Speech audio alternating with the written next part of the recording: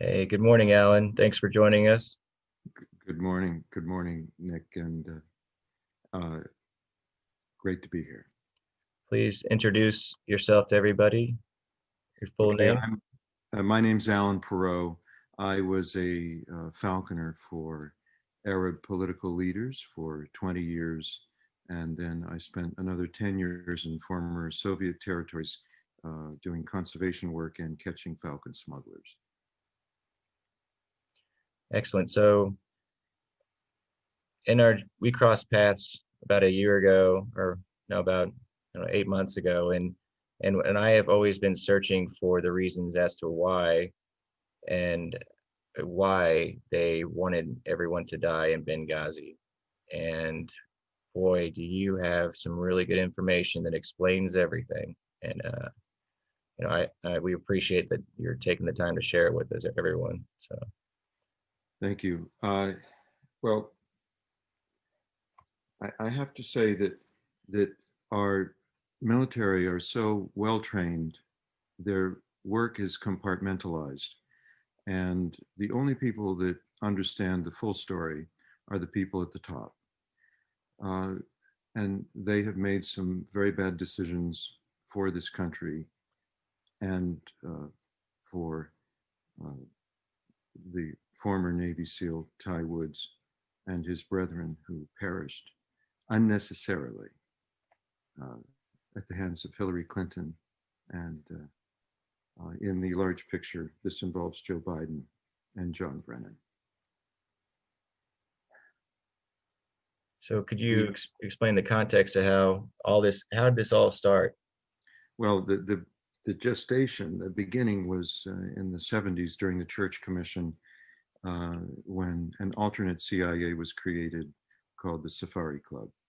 And the Safari Club was financed by overseas allies. It was outsourced to foreign banks. I have two banks and bank accounts that were used by the Safari Club and the individuals with checks paid out by them. Osama bin Laden was one of the recipients of funding from this alternate CIA that was subverting the oversight control of the successor to the Church Commission, and that is the Senate Intelligence Committee. Uh, uh, 1 week before bin Laden was killed, I was called down to the Senate Intelligence Committee to give statements and evidence.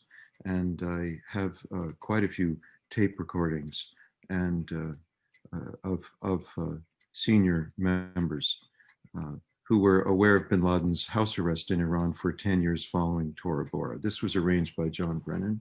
This is why Gary Berntsen was not allowed to kill Osama bin Laden in Tora Bora when he was only a few hundred yards away, because the plans had been made and set in stone by John Brennan to extradite bin Laden from Tora Bora to Iran, where he remained under house arrest for 10 years with more than 100 Al-Qaeda leaders and their families.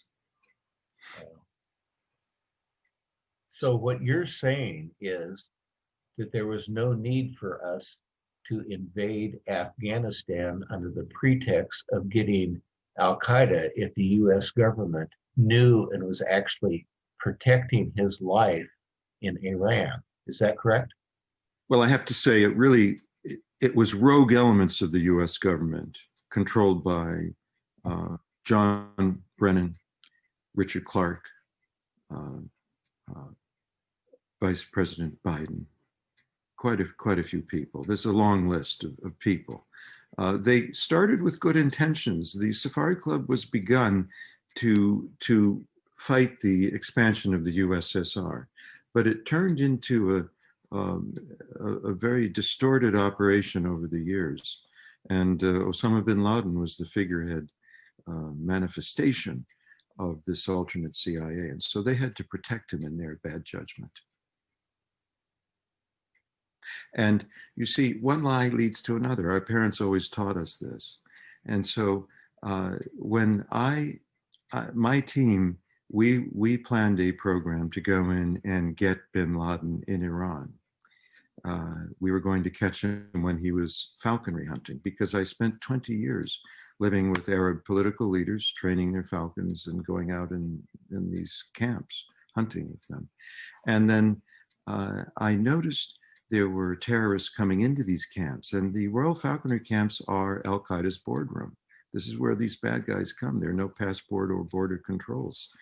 And so we were going to go in and get bin Laden, but unfortunately, within minutes of ascending to the office of the CIA director, Leon Panetta's first act in office was to cancel the Rigor program, RIGOR, a covert CIA program to catch and kill Osama bin Laden in Iran.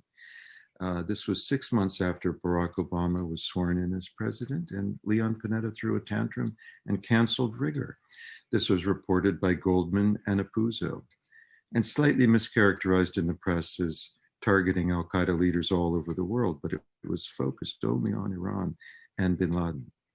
And so when we were first ignored and then obstructed and then threatened by 8 CIA officials and warned off going into Iran to get bin Laden, we had passports, visas, everything was ready. The Revolutionary Guards were going to be our bodyguards while we were out doing bona fide scientific research as a cover for catching bin Laden alive for delivery to a tri-state area. When we were shut down by Leon Panetta and others, I began negotiating directly with Iran 6 scenario analyses for the transfer of bin Laden alive and well to coalition forces, and to have him put in a neutral zone. And Iran is on tape agreeing to this. It was all done. It took 3 years to develop this. I had meetings in the Iranian mission at the United Nations. Ambassador Mohammed Kazai organized everything. Bakhsarai was the handler. There were several handlers. Everything was ready. And then I went to Governor Bill Richardson, New Mexico Governor Bill Richardson, on December 2nd and 3rd of 2010. He agreed to be the US envoy to receive bin Laden for a transfer to coalition custody. And it turned out that bin Laden had already been moved to Abbottabad, Pakistan in August of 2010. And so— Why was he transferred there? He was transferred there because in the 6 scenario analyses that I discussed with Iran, by harboring Osama bin Laden and 100 al-Qaeda leaders, this represents an act of war against the United States. Their nuclear facilities could be bombed and their economy obliterated. So the time moves backwards instead of forwards. And the Iranians didn't want to risk exposing their complicity with John Brennan and others to harbor. You see, John Brennan and Clinton and Biden outsourced the imprisonment of al-Qaeda leaders to Iran. We think of outsourcing as being a commercial activity. They outsourced our military responsibilities to an untrustworthy adversary, Iran. And they did that to save Iran from retaliation for harboring terrorists. And so Iran had no choice in their estimation but to accept the offer of Clinton in lieu of my offer, which was transferred to a neutral zone, because that would have endangered their economy and their nuclear program. So Clinton, forgive me, I want to ask you about this. So Clinton actually knew about this, right? She knew that they were willing to just hand him over to us. Tapes, registered letters, everything to Clinton. So she knew that they were ready, Iran was ready to give us bin Laden with no real struggle. And absolutely. So she decided to have him moved to Pakistan for a trophy kill. They moved him to Abbottabad in August of 2010. And that's our first overhead viewings of bin Laden walking in the garden. Everybody said he was crippled, but he walked down 3 flights of stairs to walk in a garden to advertise his presence, okay? It was an advertisement. Then the gas line was put on the third floor of the Abbottabad complex in August because his wives had to stay sequestered away from the other men. They had to cook in private without the purdah veil. And other things. One of bin Laden's sons said his father was strangely resigned to dying in Abbottabad. So he was held there in a gilded cage, awaiting his trophy kill. He was moved from Mashhad, Iran, into Abbottabad airport, and then moved to this prison complex, the Abbottabad compound. It was not there to protect him. It was there to keep him there, awaiting his appointment with destiny. But the Iranians turned it into a fateful result because they pulled bin Laden out at the last minute, at the 11th hour, after an Iranian agent, a double agent, a Pakistan ISI officer who worked for Iran covertly, provided the DNA evidence to the CIA station chief. Finally, they were convinced it was bin Laden in Abbottabad, and they sent in SEAL Team 6. And Musharraf said he didn't know about the SEAL Team 6 coming in, but they had to let down the radar long enough for the helicopters to come in. And they only told Obama about the SEAL Team 6 kill mission after the radar was put back up and SEAL Team 6 could not go back into Afghanistan. It was then a one-way trip that could not be canceled. You see, we have a witness who witnessed Hillary and Panetta threatening Obama that if he didn't greenlight the bin Laden kill mission, they would expose him in the press and he would never survive politically. And he actually was reluctant to authorize the kill mission. That's why they pulled him off the golf course only after the mission could not be canceled. And so the agent provocateurs, the engineers of all of this were John Brennan, Hillary Clinton, Joe Biden. And when they went in there, trusting the Iranians had bin Laden there waiting for them, SEAL Team 6, your son. He was retired at that time. Actually. Yes, but the SEAL Team 6, they killed Osama bin Laden's double. How do we know that? One of the wives went running towards them before he shot him and said, "Don't shoot, he's a double." I don't know the language she used.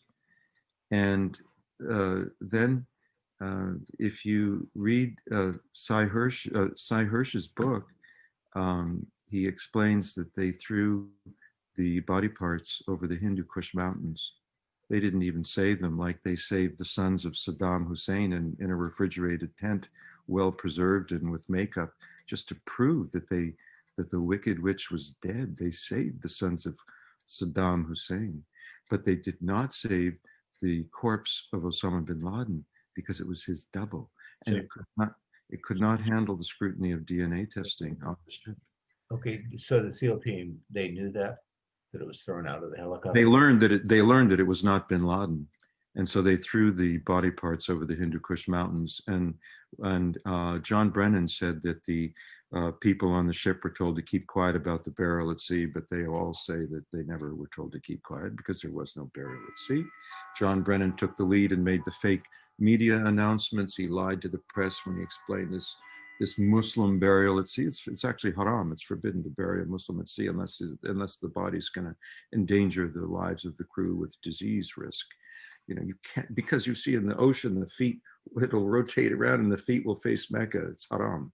You must bury on land with the face facing Mecca. So Brennan, who's a Muslim, you'd think he'd know not to lie about something so obvious. He said it was a Muslim burial at sea. Nonsense.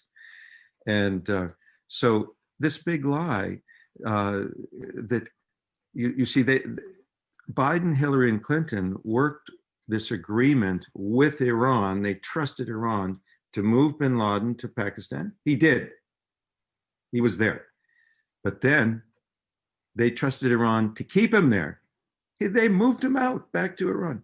And then the communication from Iran to Obama was, hey, we got your neck in a noose. Give us all this money, $152 billion, $2 billion airplane pilot was paid out for the secrets I wish to reveal now and to the president under the terms of misprision and treason. That is to say, this is a secret. These are secrets worth $152 billion paid by President Obama, and Vice President Biden paid with the blood of SEAL Team 6 when he had them killed. So it's blackmail and extortion then. Blackmail and extortion. Now, Iran commandeered. You have the documents to prove Yes. this. Yes. Now, Iran. Yes, sir. well, I was going to ask you, if you have those documents, are you willing to personally deliver those to President Trump if he were to provide the transportation and the guarantee of safety for you to do that? Well, I'm not concerned about safety. There's always an invisible hand that protects us, and we're on the winning team. America's on the winning team. Not one sparrow falls to the ground outside of God's will. Yes. It would be my pleasure and my honor to bring this material to President Trump. There's a massive amount, terabytes, documents, video, audio. It needs to go to the president. I will do everything that I can to get this video in his hands. It's my only wish. Alan, I've got a question for you. So that means that SEAL Team 6 was shot down on purpose after the trophy kill to ensure that no dead man can tell no tales. You were correct. So that President Obama paid bribery of $152 million. Vice President Biden paid with the blood of SEAL Team 6. He spent their blood like currency. Well, I've got to share something with you. Actually, Charles does. Charles, tell him about the Army Ranger that you talked to that was in the city where they were shot down. Okay. We lived in Hawaii, and for about a month afterwards, I was in shock. And my wife and I, we went walking on the beach. And in the back of my vehicle, I have a bumper sticker about Ty. And this gentleman came up to me, and he was an Army Ranger that had been injured, and he was recuperating in Hawaii. And he said, "How do you know Chief Petty Officer Woods?" And I says, "Well, I'm his dad." And he says, "Well, I worked with your son." And we became very close. It was part of my healing process, actually, getting to know him. He started coming to our church. His girlfriend started surfing with my daughters, and they ended up getting married. And one of the things that he told me, he says, "I was on the Ranger team that was in that village where SEAL Team 6 was killed." The story was by the Biden-Obama administration that there was this team that was under attack in this village. We're going to die if you don't get someone here really quick. And so they loaded SEAL Team 6 on this slow, vintage Huey helicopter the size of a school bus and slowly got them to the village. Now, they did not request help. They've been in that village numerous times before. In fact, if someone came, it would actually endanger them. The story was not true. And then usually when a helicopter comes in, it goes zoom right down to the ground, opens up, all the troops go out in seconds, and then boom, the helicopter goes straight up. Well, this was a sitting target, okay, the size of a school bus. It hovered in the air over that village, just waiting to be shot down. And the people hot roped. I'd never heard the word hot rope before. That means they each individually lowers down while it was a sitting target. And then apparently it was shot down by one of those weapons that Hillary Clinton illegally sent to Benghazi to give to a terrorist organization the US government used to get rid of our ally who was fighting terrorism. That's Gaddafi.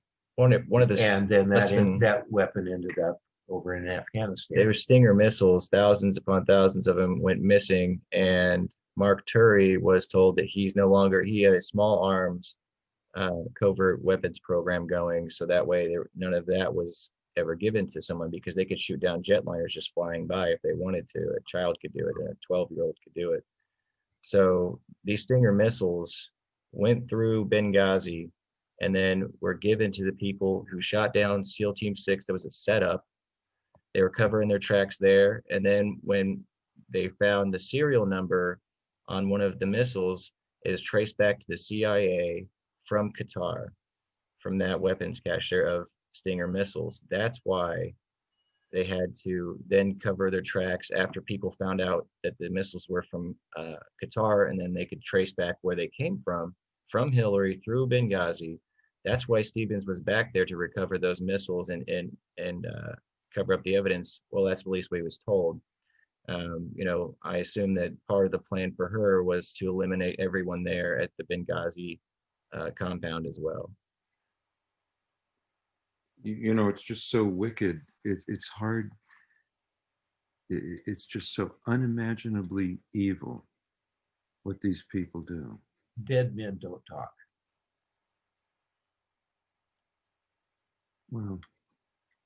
Well, Alan, we'll talk. We will talk. You have some good news coming up here in the next week and a half.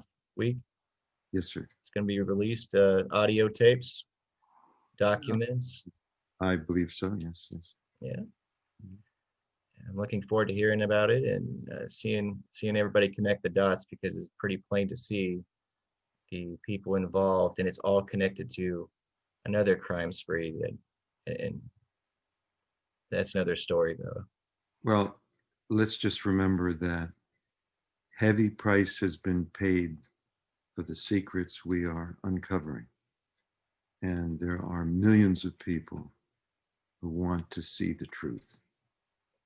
And we're going to deliver.